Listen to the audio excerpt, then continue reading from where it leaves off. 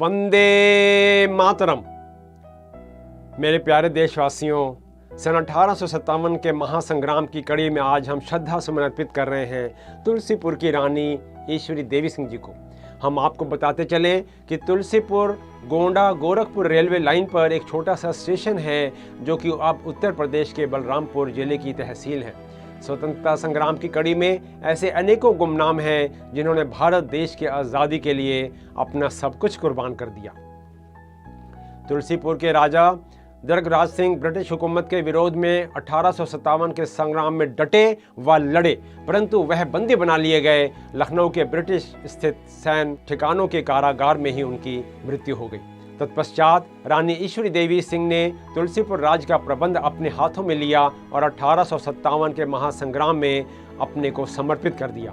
रानी ईश्वरी देवी ने ब्रिटिश हुकूमत के विरुद्ध हथियार उठाए और विद्रोह में उतरे सैनिकों को संरक्षण भी दिया। 73वीं नेटिव इन्फेंट्री व 11वीं अनियमित घुड़सवार सेना के विद्रोही सैनिकों को अपने यहाँ शरण भी दी। रानी के पास लगभग 4 और भी सैनिक थे जिन्होंने ब्रिटिश हुकूमत के विरुद्ध हथियार उठाए थे। इन सभी 4000 सैनिकों के वेतन भी रानी स्वयं देती थी। रानी ईश्वरी देवी का राज बलरामपुर राज्य में मिला लिया गया तो रानी ने अपना छीना हुआ राज प्राप्त करने के लिए निरंतर संघर्षरत रही। ब्रिटिश सेना ने भी उन पर अत्यंत जुल्म किए, परंतु रानी ने हार नहीं मानी और वह बेगम हजरत महल के साथ हो गई। रानी ने बालाराव, बेगम हजरत महल, गोंडा के राजा देवी बख्श सिंह और गोरखपुर के नाजिम मोहम्मद हसन की खंडित सेनाओं के साथ पुनः ब्रिटिश हुकूमत से लोहा लिया, परंतु दुर्भाग्य की सफलता नहीं मिली। ब्रिटिश हुकूमत से लगातार हो रहे संघर्ष में रानी विद्रोह सैनिकों की आश्रयदाता एवं संघर्ष की प्रेरणा स्रोत बनी रही। अंतिम युद्ध तक बेगम हजरत महल के साथ हो रही रही और नेपाल की ओर प्रस्थान कर गईं। इन्होंने अंतिम जीवन के अंतिम क्षण नेपाल में ही बिताए। 13 जनवरी सन 1859 के दस्तावेजों के अनुसार उस समय के असिस्टेंट कमिश्नर ने इस प्रकार लिखा हुआ है: गदर में राजा दर्गराज सिंह की रानी ने अंग्रेजी राज के खिलाफ बहुत बड़े पैमाने पर विद्रोह किया था। शाही फरमान के आगे वह झुकी नहीं, इसीलिए उनका राज छीन कर बलरामपुर राज में मिला लिया गया।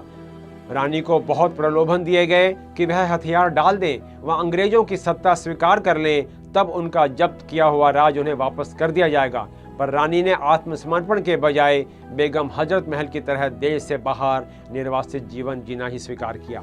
नमन करते हैं तुलसीपुर की रानी ईश्वरी देवी सिंह को, जिन्हें देश के प्रबुद्ध लेखकों ने शौर्य व धैर्य की प्रतिमा भी कहा है। किसी कवि द्वारा लिखी गई कुछ पंक्तियां निम्नलिखित हैं जो कि रानी ईश्वरी देवी सिंह पर बिल्कुल सटीक बैठती हैं।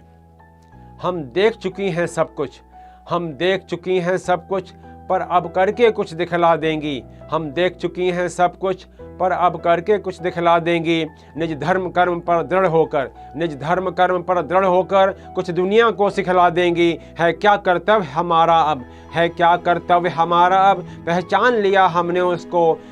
अरमान यही अब दिल में है, अरमान यही अब दिल में है। लंदन का तख्त हिला देंगी। समझो न हमें कन्याएं हैं, समझो न हमें कन्याएं हैं। हम दुष्ट नाशिनी दुर्गा हैं, कर सिंहनाद आज़ादी का दुष्टों का दिल दहला देंगी। राष्ट्रीय ध्वज लेकर कर में, राष्ट्रीय ध्वज लेकर कर में गाएंगी राष्ट्रगीत प्यारे। दौड़ा कर बिजली भारत में मुर्दे भी तुरंत जला देंगी। दौड़ा कर बिजली भारत में मुर्दे भी तुरंत जला देंगी। बेड़ियां गुलामी की काटें, बेड़ियां गुलामी की काटें, आज़ाद करेंगी भारत को। उजड़े उपवन में भारत के अब प्रेम प्रसून खिला देंगी। कंपित होगी धरती ही क्यों, कंपित होगी धरती ही क्यों, ये आसमान हिल जाएगा। कविरत्न वज्र की भांति हर तरफ रिपुदल का दिल दहला देंगी। कविरत्न वज्र की भांति तरफ रिपुदल का दिल दहला देंगी। रिपुदल का दिल दहला देंगी, रिपुदल का दिल दहला देंगी। मेरे प्यारे दोस्तों, मैं आशा करता हूँ आपको यह एपिसोड अवश्य पसंद आया होगा। कृपया इसे लाइक, शेयर और सब्सक्राइब करें और साथ ही साथ बेल आइकन को भी प्रेस करना ना भूलें और अपने सुझाव भी हमें अवश्य भेजें। जय हिंद।